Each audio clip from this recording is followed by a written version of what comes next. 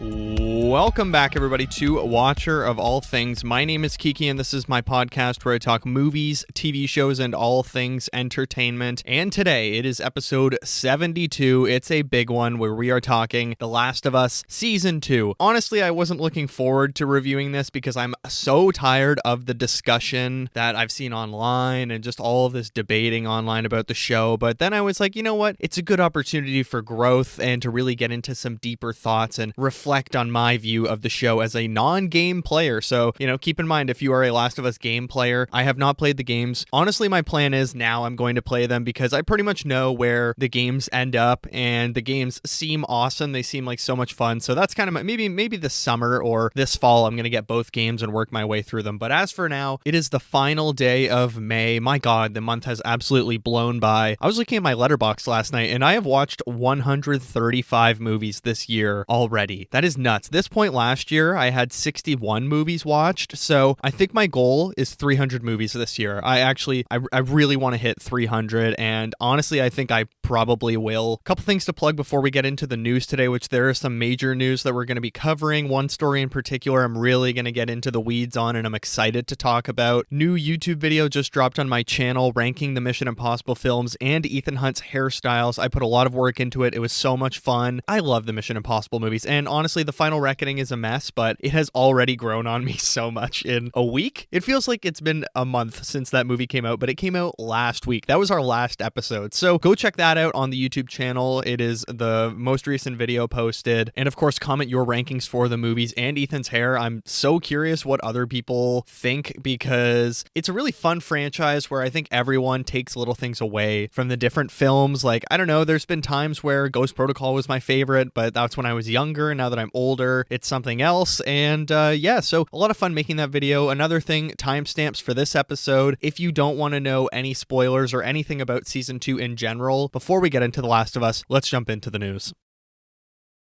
All right, our first piece of news comes from Joseph Kosinski was talking about casting and the process of producing the F1 movie that is coming out June 25th. A lot of people were asking, oh, well, why didn't Tom Cruise join on board? Because obviously they did Top Gun Maverick together, but he said that Tom Cruise in F1 over Brad Pitt would have been scaring us more, according to the director. He said Tom always pushes it to the limit, but at the same time is super capable and very skilled. They both have the natural talent for driving, talking about him and Brad Pitt. But yeah, I could see Tom maybe scaring us a little bit more. Tom pushes it to the limit. I mean, really to the limit. That terrifies me. I mean, I've done loads of Mission Impossibles with Tom, and it's the most stressful experience for someone like me, building cars for him, doing stunts with him, whereas Brad listens and he knows his abilities, and I think he'd be the first to say, yeah, I'm not going to do that, according to the stunt supervisor, Graham Kelly. Now, what's interesting about this is that Joseph Kosinski, before he did Top Gun Maverick, he was actually developing his own version of Ford versus Ferrari, which is a great movie if you've never seen it, with Christian Bale in it. I love Ford versus Ferrari, and Matt Damon, of course. So before that, he was actually developing a Ford versus Ferrari with Brad Pitt and Tom Cruise as the leads instead of Matt Damon and Christian Bale. Both actors wanted to do their own driving in the movie, but the budget Kosinski proposed to the studio was too high for the project to move forward. Then, of course, James Mangold ended up directing Ford versus Ferrari with Christian Bale and Matt Damon. If you've never watched Ford versus Ferrari, I remember the first time I watched it, I was on vacation in Croatia, and it came on TV. We were chilling in our Airbnb because it was like 40 degrees outside, and we had this little tiny, it's actually my Letterboxd profile picture. That's me watching Ford versus Ferrari standing up. Great movie. Like, oh my God, I've seen it a couple times now, and it's fun to watch that. A really good double feature would be Ford versus Ferrari and then watch the Ferrari movie by Michael Mann, which that movie was getting hated on Twitter this week. Like, oh my God, look how bad this crash looks. And that crash was one of the most chilling things I have seen in a movie theater, and it terrified me. I don't understand that criticism, but this is interesting. I mean, a Ford versus Ferrari movie with Brad Pitt and Tom Cruise would have made $1 billion. That would have employed people in Hollywood for the next 10 years. How much money that would have made. Every dad across the world, the universe, the galaxy, every dad in the world and galaxy would have seen that Ford versus Ferrari movie. I'm excited for F1. I don't know, every trailer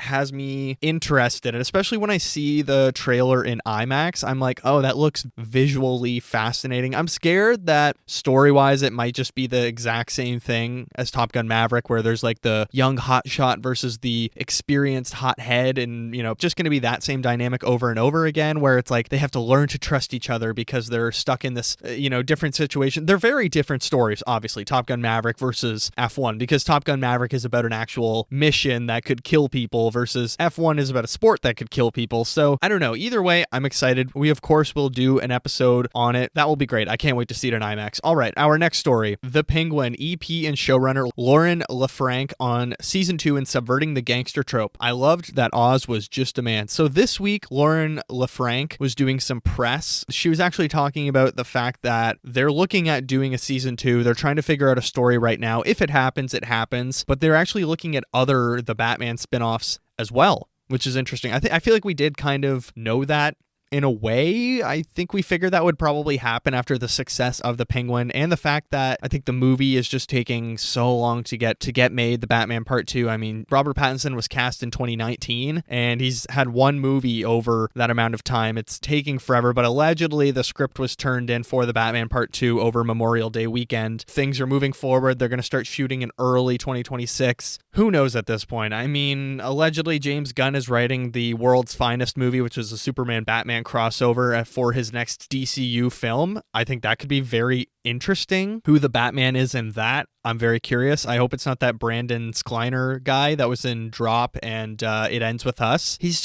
I don't know. There's something about him that just doesn't suit Batman for me. He's a little too suave country boy versus like upper class angry guy. I don't see the vision. I really would not like him. Very beardy. I don't know how to explain it. He always has like a beard. I've never really seen him clean shaven, and when I do, it's like he's a bit like Robert Pattinson, but I think Robert Pattinson is able to get a more cleaner shave. What a strange thing to compare Batman actors by, is how well they can shave their face. But anyways, talking about Lauren LaFranc, season 2 of The Penguin, if it did happen, obviously I wouldn't hate it because The Penguin was just a phenomenal show, probably my favorite show. Was that last year or this year? I think last year. But my hope is we get the Batman Part 2 before we go into a season 2 of The Penguin. I think all of their energy and focus should just be on the Batman Part 2, making it happen as soon as possible with a good script, obviously. I mean, if Lauren LaFranc did help writing, or I know it's Matt Tomlinson who was brought on board to write with Matt Reeves, and I think that's a very interesting choice, and clearly there were some things going on behind the scenes that have delayed this movie like crazy. A mess getting these 2 movies produced, but either way, I would totally take a season 2. I did like that they marketed The Penguin as a limited series, like this is a one-time bridging of the 2 movies, and that was fun. But given the quality and how good that show was, I mean, it's hard to say no, but at the same time, do you focus on the new universe, on the DCU universe? How's the public gonna feel about having 2 Batmans? I don't know. It's a tough thing to balance. I think people would get confused and you would have your money taken away from one of them because people are like, wait, what's that Batman movie? Or could the public handle it? Maybe. I mean, we've had 2 Spider-Men where it was Tom Holland and then the animated Spider-Verse ones with Miles Morales. So I like to think the public is smarter than they really are, maybe. But like, who could another spinoff be from the Batman universe? If they did do a Zoe Kravitz Catwoman show, I think that would be really good. Maybe you follow her to Bloodhaven, or she's back in Gotham. I mean, I don't know. How many shows can you make in that Batman universe without Batman showing up? Because that's going to be one of the major questions that needs to be answered in the Batman Part 2 is where was Batman during all of this Penguin stuff? Because it takes place over a week or 2 weeks, few weeks, kind of leading into Christmas from Thanksgiving, I guess,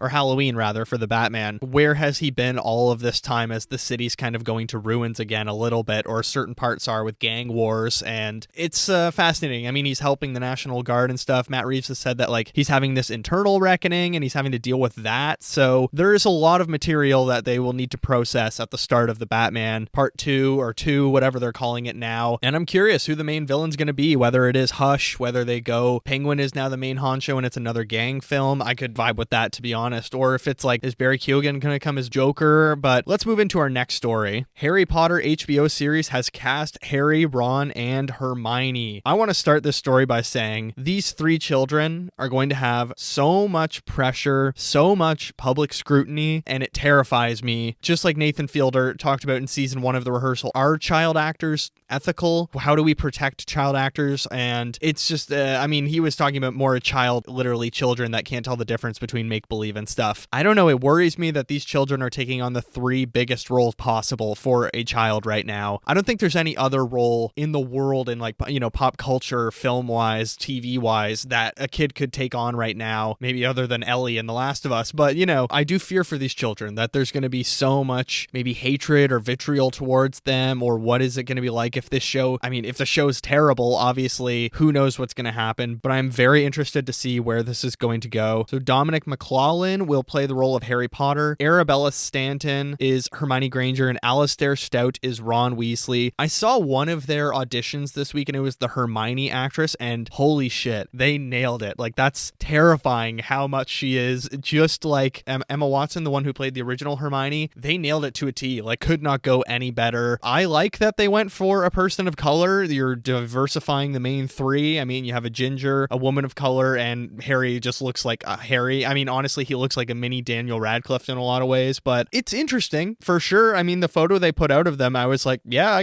I could see that. Harry, Ron, and Hermione. Her audition tape specifically blew my freaking mind in how I just cannot wait for her to drop the Leviosa line in the first season, because that's going to hit like crack. She's going to absolutely knock these guys' socks off. I'm very excited to, I mean, I don't know. I fucking hate J.K. Rowling so much, and everything I read about her infuriates me every time she's in the news for something. Like, now she's using her Harry Potter money for like a women's protection thing, but by women's protection, she means like hating trans people. It's just, my God, I'm so fucking sick of hearing from her in the public eye, and I have like so much J.K. Rowling stuff muted on all my social medias, but I think they have a decent amount of the cast now. Like, they have Dumbledore, they have most of the professors, and now they have the main three. I'm curious who's going to play his aunt and uncle and his cousin and like all that stuff, and like really filling out the cast and stuff. It will be fascinating to see these books sort of drawn out in a longer form over 8 episodes instead of one film. Like, are there going to be filler episodes where it's just like really boring stuff from the book that was cut out for a reason in the films? I'm like somewhat excited, I guess. I mean, I don't know. It's such a conflicting thing to like the Harry Potter universe now, because, oh, the creator is a fucking nut job and I don't want to support anything they do. Like, even just, I thrifted a Prisoner of Azkaban limited edition thing a few weeks ago, and I was like, thank God I'm thrifting this and no money is going directly to her, because she sucks ass. But okay, my final story I want to talk about, and we're going to spend a few minutes on this. Survivor 50. They dropped the cast this Wednesday. I put a video on my socials this week, so I gave on there my 3 most exciting players and 3 least exciting players on the season, but I have a bunch of thoughts. I'm going to give you who I think my 3 winner picks are, but we got the official cast. I'll read it out now. It's 24 players instead of 16. Allegedly, I've seen online that it's still 26 days, so I'm not sure how that's going to work. Is it going to be an elimination every single day? Like, that's going to be crazy until the final 3. Not sure how I feel about that. I think that's a little bit too intense. Relationships would just be too fraught because of every vote. But here is the cast for Survivor Season 50, starting from the beginning. Jenna Lewis-Doherty from Season 1. So Jenna played on Season 1 Borneo in 2000 and All-Stars in 2004. Colby Donaldson, he played on Australian Outback Season 2, as well as All-Stars and Heroes vs. Villains in 2010. Stephanie LaGrossa played on TLOU in 2005, which is Season 10, as well as Season 11 Guatemala, and Season 20 Heroes vs. Villains in 2010. Cirie Fields, the reality TV queen, some people would say, I guess, but she's never won Survivor. She's competed, this is her 5th time playing, so she's played on Season 12 Panama Exile Island, Season 16 Micronesia Fans vs. Favorites, Season 20 Heroes vs. Villains in 2010, and Season 34 Game Changers in 2017. Then we have Ozzy. Of course, Ozzy is like one of the most recognizable names probably ever in Survivor history. This is also his 5th time playing. Played in Season 13 Cook Islands, which we watched recently, Season 16 Fans vs. Favorites, Season 23 South Pacific, and Season 34 Game Changers. Then we have Coach, one of the icons, one of Tyson's best friends. Coach Wade competed on Season 18 Token Teens, Season 20 Heroes vs. Villains, and Season 23 South Pacific. Aubrey is back from Season 32 Kyle Wrong, Game Changers in 2017, and Season 38 Edge of Extinction. I've only seen one of her seasons recently. I'm gonna go back and rewatch all of the seasons that these people have played on, except unless I've already seen them like recently. Chrissy Hoffback from Season 35 Heroes vs. Healers vs. Hustlers. Christian Hubicki, the GOAT, my favorite Survivor player of all time other than Tyson Apostle. He is from David vs. Goliath, what is in my opinion the best season of Survivor ever, as well as Angelina and Mike White, also from that season. Mike White is a huge get. People thought like, oh, they're using him to make the show more popular. Turns out he has actually been begging Jeff since his season, please let me come back, so that's why he's here. Then we have Rick Devens, who is by far the best player on Edge of Extinction. prediction. Jonathan Young from season 42, don't care. D from season 45, who won. Emily Phillip Helen from 45 as well. Q from 46, Tiffany from 46, Charlie from 46, Genevieve from 47, the GOAT, Camilla and Kyle from season 48, as well as Joe. And then we have 2 season 49 players. Allegedly, it's one contestant named Savannah, and then the guy that's the Riz God. So my prediction for 49 is Savannah wins, and that's why they are on season 50, because they won the previous season, and they're like, oh, let's get another winner in there. But what do I think of this cast? I'd probably give it a B or a B+,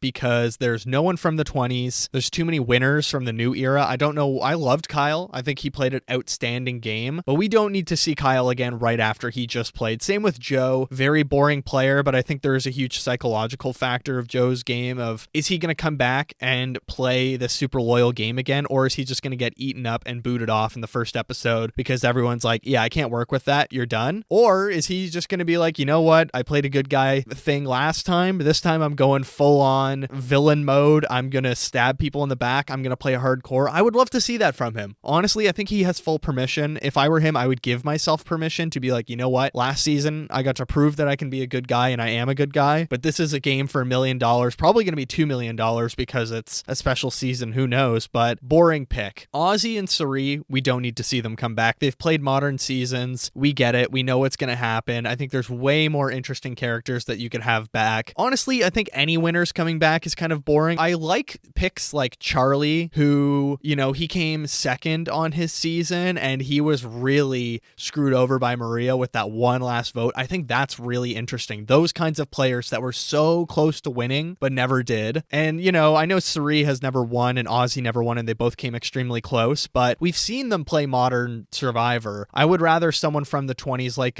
Wentworth. Didn't she play in the 20s? Like, I think that would be way more interesting. I don't know. There's so many players that could come back and really make a more interesting run. And again, people that were close and didn't win before. I don't need to see winners that won 3 years ago or this year come back and play immediately. That's very boring to me. And also, 3 people from one season is too much. We don't need 3 people from a single season. Like, it's interesting that they chose to have 3 people from season 48, but only 1 from 47, only 1 from 42. It's a the new era mixture doesn't make any sense to me. And I know there's tons that goes into actually casting the show because availability, work schedule, stuff like that, who's even healthy, who can recover if you played recently and stuff like that. But it's kind of, I don't know, it's just very boring. I feel bad for the 49 players because they wrapped up their season a couple weeks ago or a few weeks ago, and now they're going right back out to play. I think honestly they're going to struggle. I think Colby, Ozzy, they're both going to struggle, but here are the players that I think are most likely to win. Here are my 3 winner picks right now. In third, I'm going with Chrissy from season 35. I haven't seen her season. I'd never watched Heroes versus Healers versus Hustlers. Everyone says she was in the clear to win that season until like the fire making challenge or something like that. I don't know, just everything I've read about her, I'm like, oh shit, okay, and she might be a little bit underestimated. So I think she honestly could make a really good run for it. In second, I'm going Tiff from season 46. I think people are going to underestimate her. She's the most random pick that everyone has commented on of like, wow, they brought back Tiff. I thought she was a really good player on her season, as much as I didn't like her attitude at Final Tribal. I thought she was a little bit bullish and like commanding over everyone, which is a little annoying. I don't think anyone on the jury should be like that, especially with how it was edited. I don't know, maybe it made her look more rude than she was, but she was a great competitor and I'm very excited she's back actually. And I think people are going to underestimate her and she might be able to sneak her way to Final 5. And then sometimes you hit that Final 5 and it's like, oh, I have a real chance here. Like I could actually do this, and people don't get you out, and then you build up a good, I hate the word resume in Survivor, but you build up a good resume and people are shocked. But in first,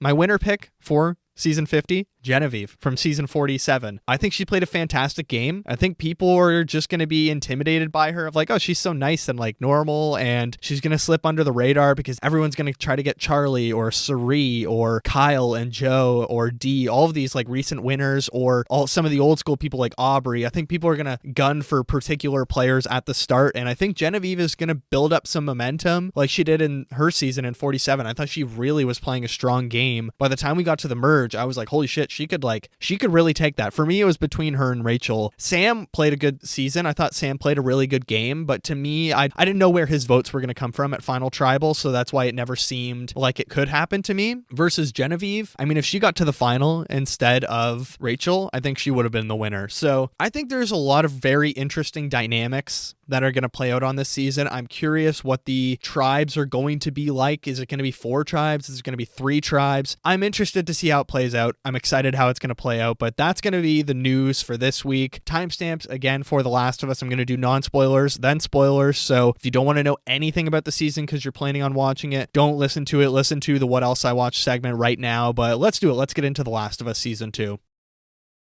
All right, The Last of Us Season 2. Season 1 started in 2023. Of course, it is based off of the video game. This Season 2 is from The Last of Us 2. Both games sold a crazy amount of copies. They're like the most popular things ever. Everyone I know that has a PlayStation has played them pretty much. Season 2 is directed by Craig Mazin, Mark Mylod from Succession, Peter Hoare, Kate Herron, Stephen Williams, Neil Druckmann, Nina Lopez Corrado. Interesting that it's all different directors for every episode. Season 2 is written by Craig Mazin. Neil Druckmann and Haley Gross wrote episode 6 with them. The budget for the first season was $100 million. Apparently season 2 is way bigger than that. Like I've heard between 200 to 250. Reviews are, when it comes to critics, very positive. 92% on Rotten Tomatoes with a 38% audience score. Big yikes. Who knows why that is? 8.6 on IMDb. So I don't know. Maybe people are review bombing it because of Bella Ramsey. And synopsis. Joel and Ellie, a pair connected through the harshness of the world they live in, are forced to endure brutal circumstances and ruthless killers on a trek across a post-outbreak America. Obviously, that's not a synopsis just for season 2 because I feel like it would kind of maybe spoil things, but the show stars Bella Ramsey as Ellie, Pedro Pascal as Joel Miller, Isabella Merced as Dina, Caitlin Dever as Abby, Gabrielle Luna as Tommy, Young Mazzino as Jesse from Beef, Joe Pantoliano as Eugene, Catherine O'Hara as Gail, Alana Eubank as Hanrahan. It's a massive cast of new people this season. I think they've added a lot of very interesting characters to the mix, but you know what? Let's not beat around the bush. Let's just hop right into my initial thoughts on this season because I don't know, it's been weighing on me all week since the finale of like, wait a minute,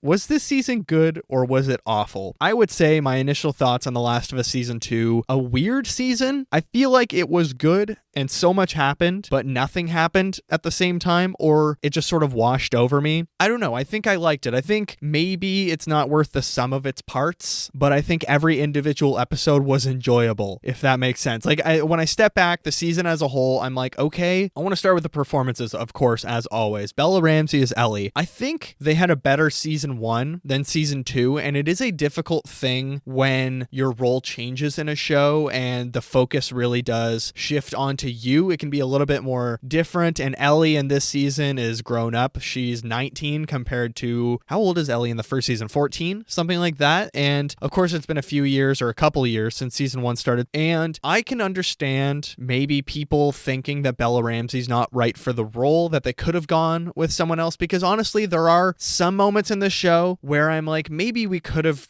done a different actor for season 1 and season 2 Ellie. I honestly think they maybe could have gone with someone in their mid-20s even, or like late 20s, to just really show how much Ellie has aged between season 1 and 2. But honestly, I think Bella Ramsey was very good this season. They are an astonishing performer. They constantly just bring it. Episode 1 and 2 were phenomenal episodes for Bella Ramsey, and then I think episode 5 they really were able to bring something unique and different, and that episode in particular, episode 5, I'm not going to say what it is, but I think a lot of fans, including myself, had like a big rush of relief of like, oh, finally, okay, we got something that we were looking for. And that's what episode 5 probably was for a lot of people. Pedro Pascal as Joel Miller. Once again, I think he is just very good. He is definitely a great pick for this role. I think he has the very natural father instinct. I mean, I know everyone in Hollywood calls him daddy, and it's just boring and super cringe to hear that in interviews when reporters and journalists ask him, hey, do you like being Hollywood's daddy? But I think Pedro Pascal had a very good season once again. If anything, I think maybe the creativity behind the show let him down a little bit, but with what he got, he really made work. Same with Gabrielle Luna as Tommy, Joel's brother. I think he's very good as well. I actually think he really grew on me this season. We see him a little bit in season 1, but season 2, Tommy was probably my favorite character. Yeah, I would say maybe he's my favorite character this season. Isabella Merced as Dina, she really stole the show for me. Season 2 greatly benefited benefited from her stepping in and really filling this void. Episode 1, I said in my review on social media, I think Isabella Merced maybe surprised some people and really stole the show as Dina and brought something different that people were not expecting. And there's a lot of new dynamics with her. Then we have young Mazzino, who played the younger brother in Beef. He's playing Jesse in the season. I think he's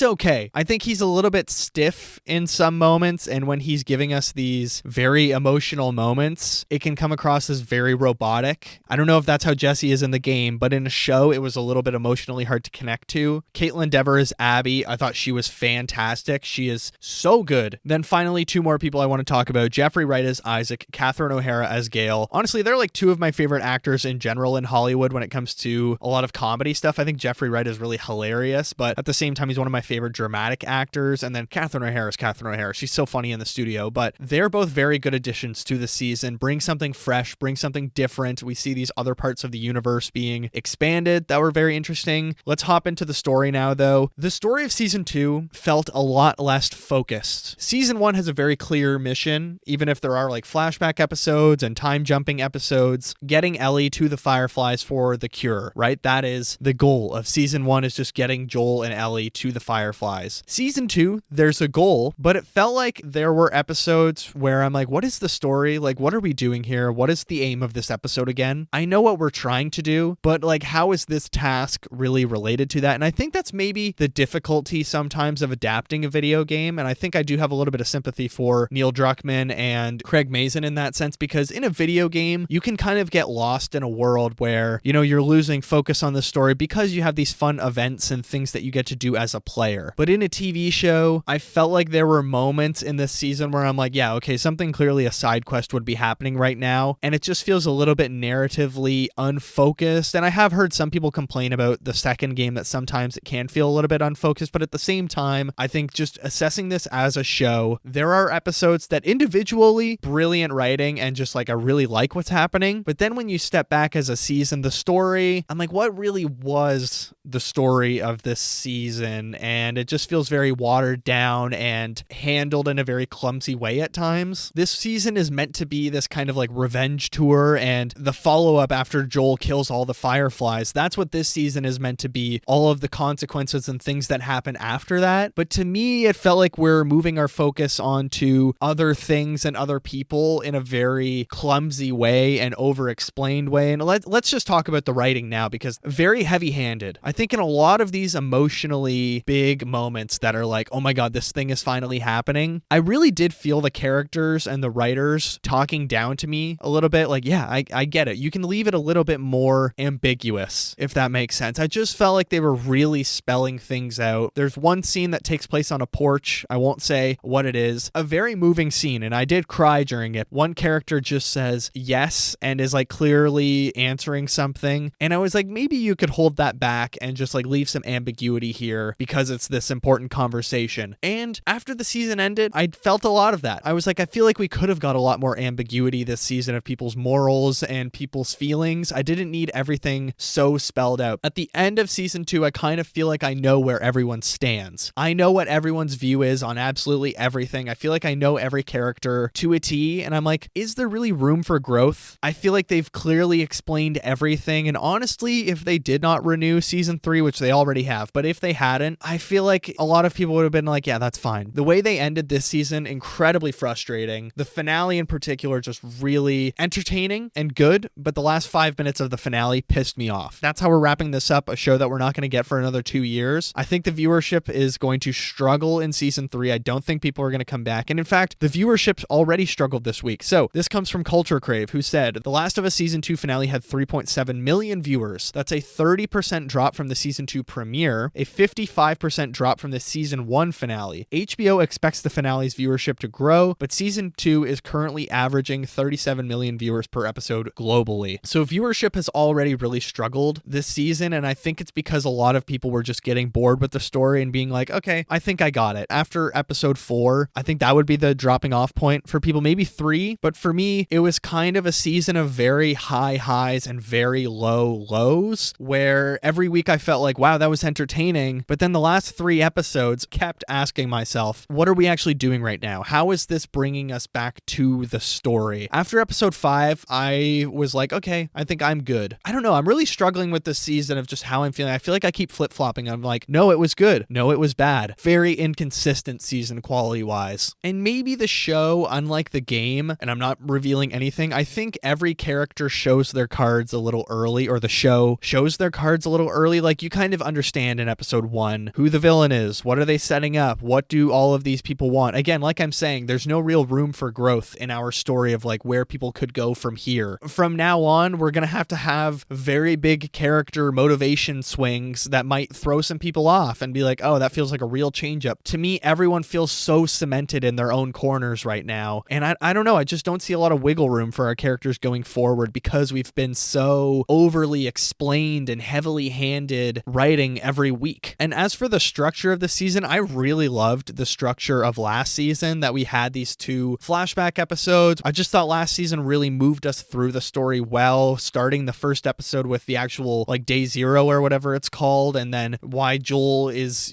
this way, why he is this way. There's one flashback episode that I really loved this season, but maybe you could have done the flashbacks throughout the season, or would that have been, I don't know, would that have even ruined the rhythm even more? I don't know. It's just like this season really suffered from a pacing and rhythm thing for me. So do you break up all the flashbacks to not just be one episode of flashbacks? Maybe, but also I just think location-wise, what I really loved about season 1 was getting to see so many different locations, and it felt like we were really exploring. Season 2 felt extremely restricted to Jackson and then to Seattle. Like, I felt like we really only saw 2 places this season, where we're kind of just hovering between building to building, and I think that's maybe some of the staleness coming through of like, okay, we've seen this over and over again, like let's move somewhere else, let's go exploring. I want to see the universe, because half of the amazement and the enjoyment from this show comes from the exploring. I love seeing like the infected in different places and exploring all these different rundown spots. That was so much fun in season 1, and half the fun for me, other than our 2 characters together. But to me, this season, I was like, okay, we've already seen this theater, we've already seen all of these different hideouts and everywhere in Seattle. It just feels like we are stuck in these places. And same with the action. To me, it did feel like the action was a little bit held back this season. When we get it, it's really good, but it felt like there was a lot less heavy action, a lot of less infected stuff this season. I feel like the first 5 episodes really focus on infected chases nearly every week, but then after that, it kind of just fades away and we move into the Seraphites and the Wolves, which actually, you know what, let's talk about the Seraphites and the Wolves. So there's these 2 groups that are introduced. The Wolves are like this military group kind of that are in Seattle, or they're across the country, I guess, but we're focusing on the Seattle group mainly because that's who Abby works for. Then we have the Seraphites, which is like this Scar cult. I don't know, they're these really interesting worshipers. To me, I think that really worked. The Seraphites and the Wolves dynamic this whole season, they're like teasing out this war between them. I feel like maybe I would have liked a little bit more split time between the Wolves and the Seraphites and Ellie and Dina and all this stuff happening with them of their adventures. Like I just feel like every time the Wolves and Seraphite stuff happened, I was so into it. I was like, this is so much fun. I love this really interesting cult stuff with the Seraphites and like how they dress, why they have scars on their face and all this sacrificial crazy shit they do, as well as the Wolves stuff. The introduction of Isaac, Jeffrey Wright's character, was one of my favorite moments in the entire season. I don't know, maybe you could focus on that a little bit more, and Ellie and Joel and everyone, how they view these other groups and stuff like that. Every moment there was with that I enjoyed, but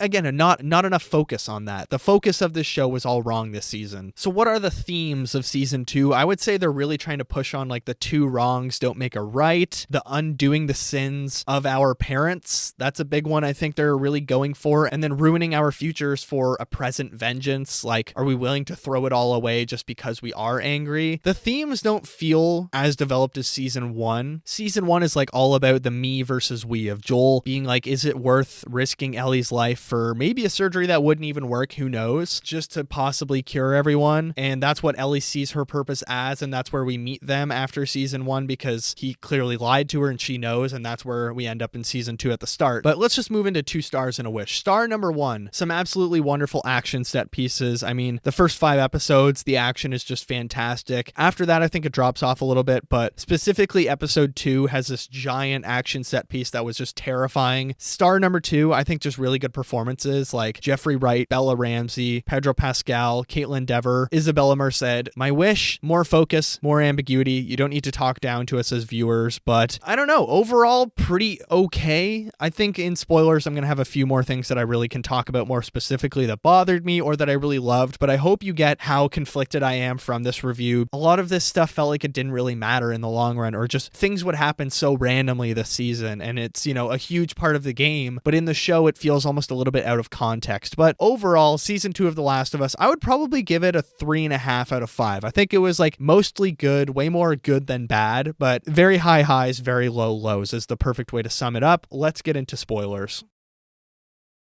All right, spoilers for The Last of Us Season 2, here we go. Now I can finally get into detail. It's so hard to talk about TV shows reviewing them because it's like, what counts as a spoiler? Extremely conflicted, and I want to talk about the big moments without any band-aids over top. I don't know if you could tell in the non-spoiler section, I was struggling to not ruin things, but Joel is dead. I can finally say that out loud, thank fucking God. Joel is dead. That is why the adventure and the focus of the show is completely different in Season 2. And I have to say, I was so on board the first 5 episodes of this season because I really liked what they did with Ellie and Joel in episode 1, and then episode 2, his death and Abby killing him was genuinely so emotional, and I thought handled so well. And it was directed by Mark Mylod, who did Succession. He did that episode, and I was like, maybe my favorite episode of this show so far, maybe, other than the cannibal episode last season. I thought that was really good. 2 episodes this season that I think were probably in my top 3 now. Joel's death, that episode, I think it's called Through the Path, and then his flashback episode where we see Tony Dalton as his dad, and then we see Joel, why he is the way he is and why he's trying to break this pattern as a parent with Ellie and just trying to be so damn protective of her. And as someone who hasn't played the game, again, I don't really have that context of who is Joel and how is he brought up? How are him and Tommy brought up? And that opening scene with his dad coming home after Tommy tries to buy weed or whatever, beat someone up, I cried immediately. Some of the most fragile malehood or masculinity I've seen in a television show, and I love his dad just being like, I hope when you get to my age, you can realize that I was trying pretty much. I feel like there's a picture says 1,000 words, and just his face said so much to me of him really pleading with Joel to be like, please try and understand, I'm doing my best, and I actually really love you. And oh my God, it broke me. That whole episode broke me. And then you see Joel as an adult, how he's constantly lying to Ellie. But again, he tells Ellie, I hope when you get to my age, because now we know Dina is pregnant and Ellie is going to be a parent with Dina, and they're going to raise the child together. And Joel tells her, I hope when you get to my age, you can do better than I am, or you can do better when it's your turn. And it's just so fantastic. I thought those 2 episodes, the Joel death episode and then the flashback episode, were probably the 2 best written episodes of the season by far. But Joel's death was just a really good pushing on moment of okay, now we're setting up the season of we're going to get Ellie on this revenge tour, journey across America, at least to Seattle. But then we get to Seattle, and I felt so bogged down. Are we just searching for Abby every episode? Is that it? But at half the time, I feel like she's not even searching for her, or the way she is searching. I'm like, what are we doing right now? Why are we here? What does this have to do with anything? You're looking for Abby's friends? Just go and find Abby. And then Ellie, Dina, and Jesse. I want to talk about their love triangle a little bit, because Jesse is the father of Dina's baby. And then Ellie and Dina are in a relationship, which I loved how they built that relationship. But to me, maybe they sort of showed their cards a little bit too early and made them a couple in episode 3 already. I was like, does this feel too early? Could have gone for some more romantic drama between the 2 of them being on the road and being in Seattle. I think in the game they're already a couple by the time they get to Seattle, right? Because in the tent they have their first kiss or something like that. So I don't know, maybe that's a problem in the game as well. If you're a game fan, please let me know. Do you think they made them a couple at the right time, or should they have waited longer? But the way that Dina looks at Ellie when she's playing Take On Me, I was like, oh, she's so madly in love with her. This is adorable. I loved it. It's just really good romance. But then once they're a couple, I was sick of them. I was like, okay, now it just feels cheesy, and it feels like this is not a realistic romance of how they would talk to each other. It felt like before they were together, I actually felt like there was a lot of maturity in the relationship. The way they spoke to each other was a lot more adult-like. And I was like, oh yeah, this is how 2 young people in love would talk to each other as adults. And then when they were once a couple, they were super just overly affectionate, but then they were kind of a little bit teen romancy. I was like, I feel like they've gone down in age 10 years since they became a couple. And it was just a really strange switch up for me. But I will say the build up to them becoming a couple once they get to the theater, right? That's the first time they are a couple officially. To me, that really worked, the build up of that. And same with the Jesse dynamic of Jesse acknowledging to Ellie oh yeah, she likes you, and Jesse being I don't want to die because I want to be a father, and I know how much she means to you, but at the same time, this is my kid and I want to be a part of that. Then Jesse gets a bullet to the face. That was kind of a shocking moment in the finale, but maybe we'll get to the finale in a little bit. Let's talk through the kind of chasing down Abby and the big Ellie moments on that revenge tour. I said in my social media review after episode 5, I believe, where she kills Nora, I said episode 5 was a lot of really finally moments for me. I just feel like they were really drawing out and teasing out Ellie holding in that rage for 5 episodes, and that interaction and chase with Nora, that's her friend's name, right, that she kills in the hospital in episode 5. Ellie finally acting on all of her like revenge and all of her impulses that she's maybe been bottling up for a few episodes now. Like there were little glimpses that maybe Ellie is actually really pissed off and really evil inside and has an unhealthy vengeance. But I don't know. I feel like we didn't get enough of that leaking out before, or like, oh, maybe Ellie is like bottling some stuff in and she has this really boiling rage. To me, episode 5 was this big release of her just ruining Nora and being like, I don't give a shit what the truth is. You killed my dad. I'm going to kill you. That was one of the most powerful moments of the season. Same with in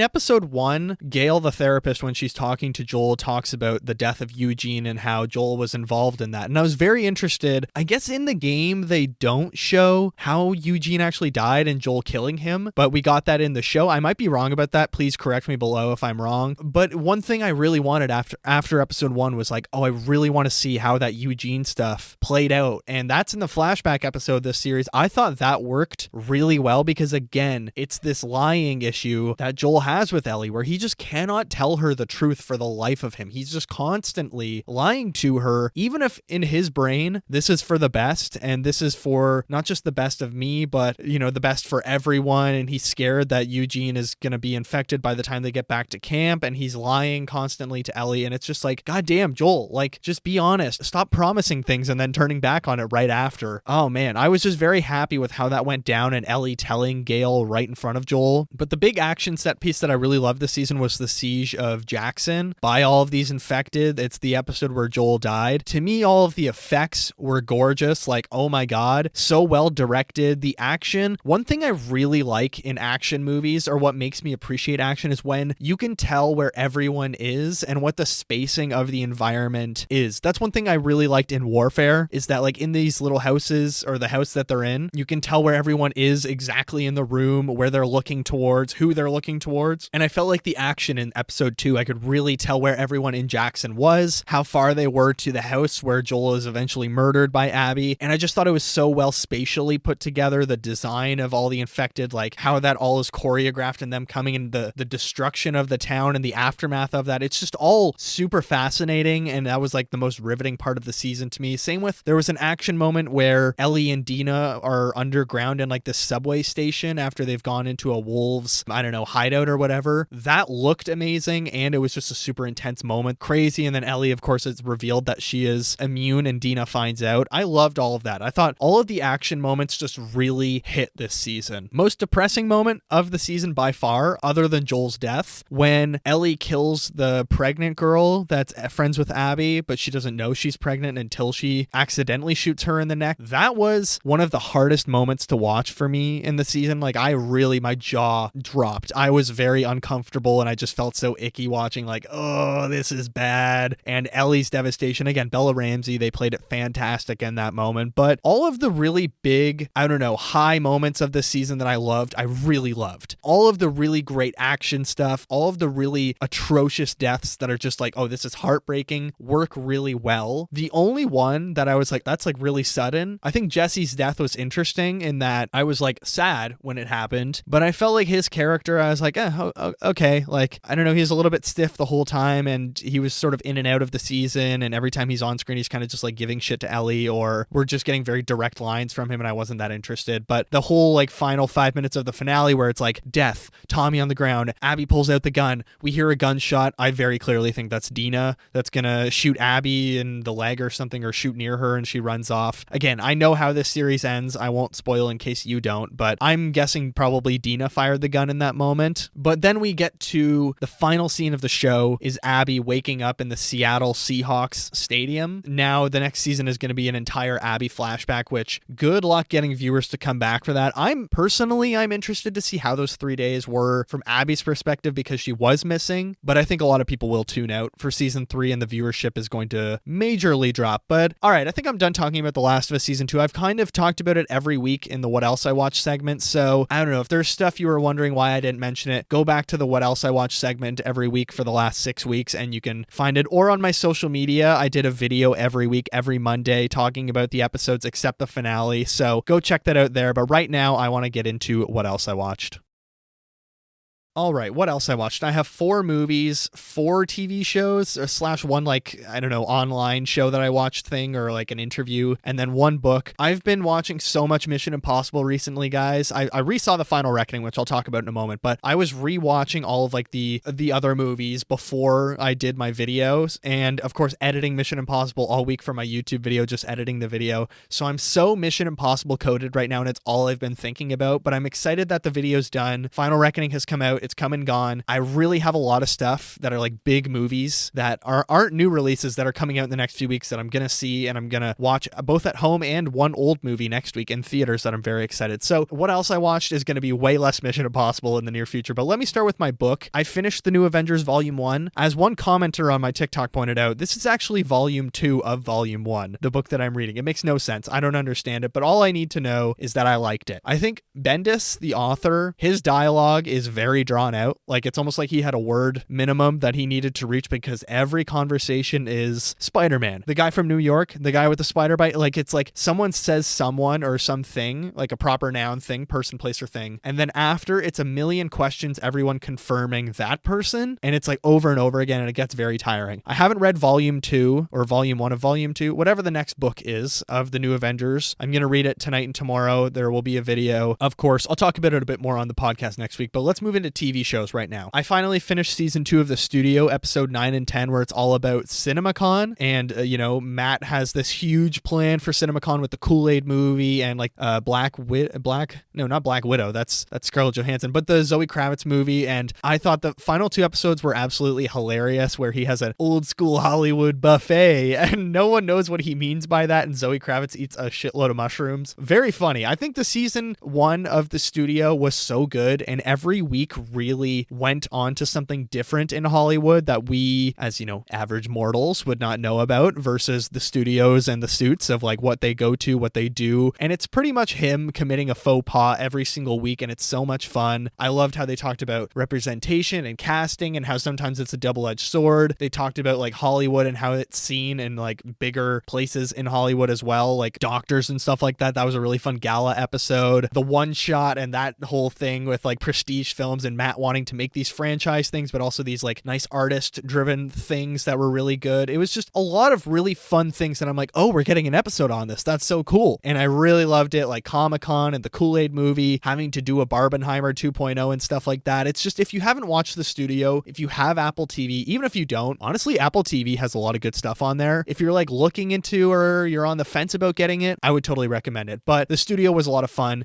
If you like comedies, if you like Seth Rogen, go watch it. Then we got The Rehearsal, the season finale of season 2, called The Controls. One of the wildest episodes of television, and I've said this every week about The Rehearsal, one of the wildest episodes of television I have ever seen. The fact that 2 years ago, Nathan Fielder got his pilot's license all in preparation for this season of The Rehearsal, and now he is actually a certified 737 pilot. He even has a side gig where he is flying these old out-of-commission 737s to Africa and South America. Fascinating stuff. Nathan Fielder is just operating on a whole other level, as always. I mean, season 1 was phenomenal of The Rehearsal, but season 2, I felt like he really clued into something different and really touched on some very, very deep subjects, and honestly brought himself into the focus too. Then Hacks, season 4, episode 9, the finale of season 4, actually, it did get renewed for season 5, called Slippery Slope. Amazing. I have voiced my frustration with this season a little bit, and the fact that Ava and Deborah were once again at each other's throats, and there's this whole like feud between them. I just wanted one season where they're really on the same page the whole time, and I think we're gonna get that now, because season 4, the finale, really had me in tears. I was crying when Deborah says she's quitting the show for Ava because they want her to cut out a segment of that interview. I just thought it was a big finally moment for me of like, oh yes, we're finally seeing this callback to when Ava said, "You would never put yourself on the line for me, like you're too selfish. You would never do that for me. But season 4 was like mostly positive for me of Hacks. I think it was maybe my least favorite season, but still a lot of really great stuff that they're doing. All right, final thing I watched in TV shows, I watched Tom Cruise's BFI interview that he did a couple weeks ago on YouTube. I highly recommend everybody go check it out because it's so fascinating hearing about his process. He's such a weird dude, but he's so charismatic and cares about the industry so much. And it's just interesting hearing like how he came up with the idea of a press tour globally and doing these red carpet premieres all over the world, and him walking through his career of these different movies he's done and how he didn't go to film school. Like he just sort of learned on the fly, and it was just a great interview. The interviewer asked great questions, but let's move into my movies. All right, I rewatched Mission Impossible: The Final Reckoning, of course, in theaters last Saturday night. Absolutely packed IMAX screening. I think there were maybe 4 seats left that were outside of like the front 2 rows that are way too close to the screen that no one would want to sit there. My God, it was a packed house. I saw it with my girlfriend, and she has been watching all of the movies with me as time has gone on. She absolutely hated it. She thought the story was just nonsense and they just really fumbled the bag. I totally get where she's coming from, and I agreed on so many things. But of course, it was my second viewing, and there are so many things in my review last week that I would take back. I talked about the score and how I thought it was a very boring score. Take it back. I listened to the album probably 6 times this week because it is banger after banger. Such a good score. I still have a lot of the same issues though, but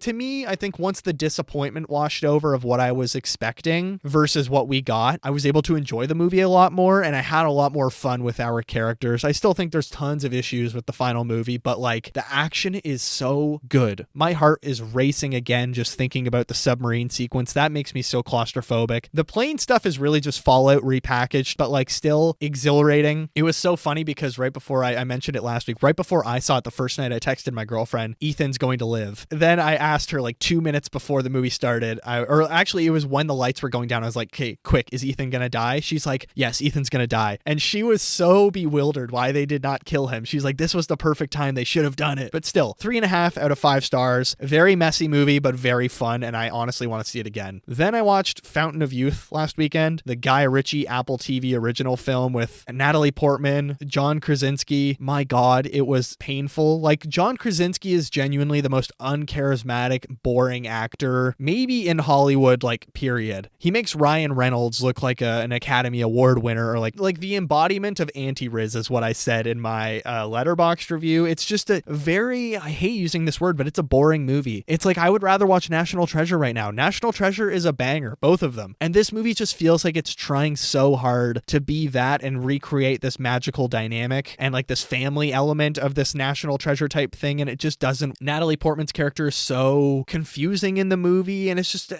I don't know, it's just Guy Ritchie. Where's he going with his career? Because the last few movies I've watched with him, I didn't watch his show The Gentleman on Netflix, but his last movie, A Ministry of Ungentlemanly Warfare, was so boring and just a ripoff of Inglourious Bastards. And again, this movie feels like a ripoff of a bunch of other movies. So it's just like, I don't know what Guy Ritchie's career path, what the direction of his career can really be right now. And I'm very curious what his next project is. I think Roadhouse 2 is his next project, right? I don't know. Maybe that will be a better fit because it's a sequel and he's in a world where he doesn't have to set anything up and make up these original things. But my God, the cast of Fountain of Youth was just terrible. I mean, so it's John Krasinski, Natalie Portman, Dom Hall Gleeson, Aiza Gonzalez, Ariane Moayed, Laz Alonso, Carmen Ejoga, Stanley Tucci shows up briefly, and everyone is just terrible in it. It was one of the most difficult streaming movies to get through recently, where I was like, oh, this is really, really dry. There was nothing I took from it where I was like, oh, that was kind of cool. 2 stars. Then, unfortunately, I got to experience Lilo and Stitch in theaters. You know, these Disney live action films. This is my 3rd one I've seen in theaters this year, right? Like Mufasa, was that Christmas time or was that this year? I can't remember. Time doesn't make any sense to me anymore. And then Snow White and this one, my God, it was brutal. A few weeks ago, I watched the original, right? And it was just so like devastating. It's so magical. It's so heartfelt. And it's just like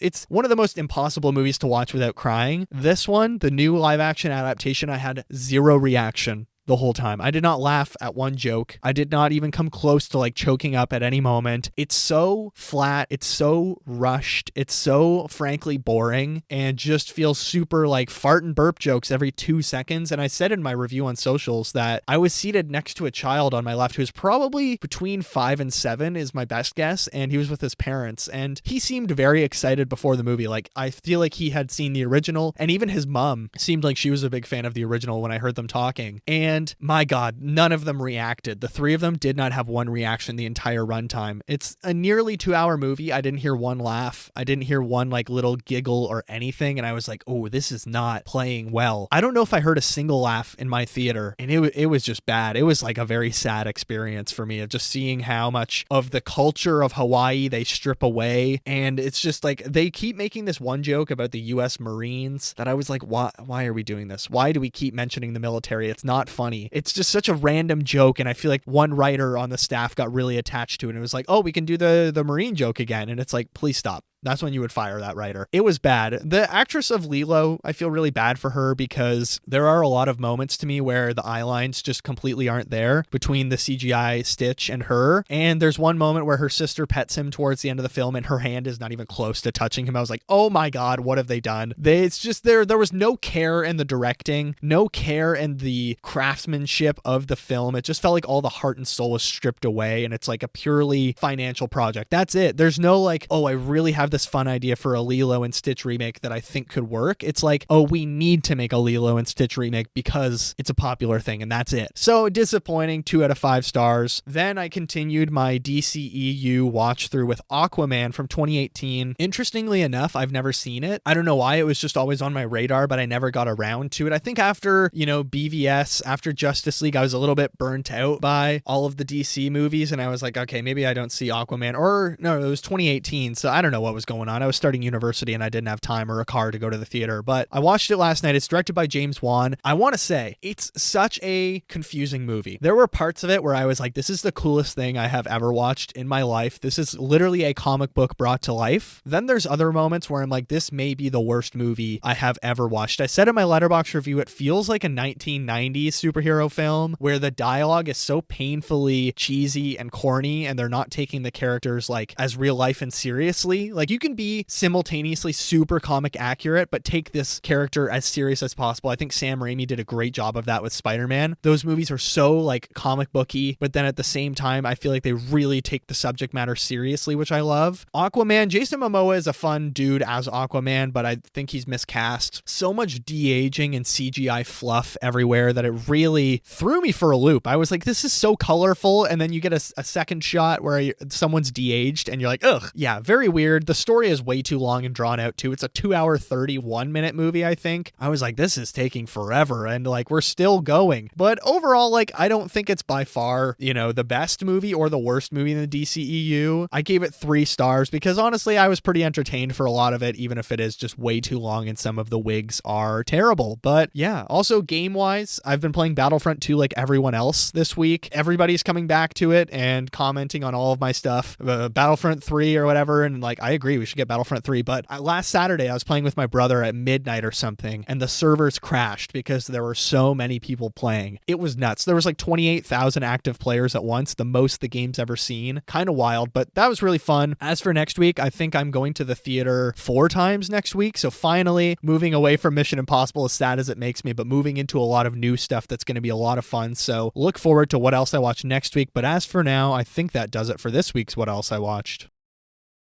And in fact, I think that does it for episode 72, The Last of Us Season 2. Honestly, not my favorite thing I've ever gotten to review. It was just really hard to like write my notes out. I don't know. Every week I was like, this is an awesome show. And then 5 minutes later, like, oh God, this is just terrible. I don't know. Let me know what you guys thought down below. As always, rate and review the show 5 stars wherever you get your great podcasts like Watcher of All Things, whether it's Spotify, Apple Podcasts, Amazon Music, or Acast. We are, of course, an Acast produced show. On Spotify, you can comment right right underneath the episode. Let me know what you thought of The Last of Us. Let me know if you saw Mission Impossible, all that good stuff. Give us a 5-star rating, share us with a friend, a colleague, your boss, your bus driver, all that good stuff. If you were on the YouTube channel, like, subscribe, comment once again, and of course, check out my new video ranking the Mission Impossible films and Ethan's hairstyles. Hit the notification bell so you know every time a new video drops or a new podcast comes out every Monday. If you want to get in touch with the show, you can email us, watcherofallthings@gmail.com, and find us on social media. Instagram and Threads are just at Watcher of All Things. The TikTok account is at watcher.of.all.things. I post stuff on all the social media every single day of the week, so follow me there. Lots of goodies to enjoy. Also follow my personal Letterboxd account, KikiJ70. That's KIKIJ70. Follow me, leave a comment under one of my reviews saying you found me through the show. I will follow you back. Let's build a little community. Next week, Ballerina, a John Wick story. I'm cautiously optimistic. I think as I'm watching the trailers, every time I'm at the theater, the Ballerina trailer plays, I'm like, this could be fun. They were hosting like screenings for critics, and they said, please don't comment on the movie or put a public comment out unless it's positive. That has me a little bit worried. So we'll see how that goes next week. Everything is linked below, all of the socials, all my YouTube, everything like that. But thank you all so much for listening. Thank you all for the love every week. This was so much fun. Take care of yourselves, and I will see you in the next one.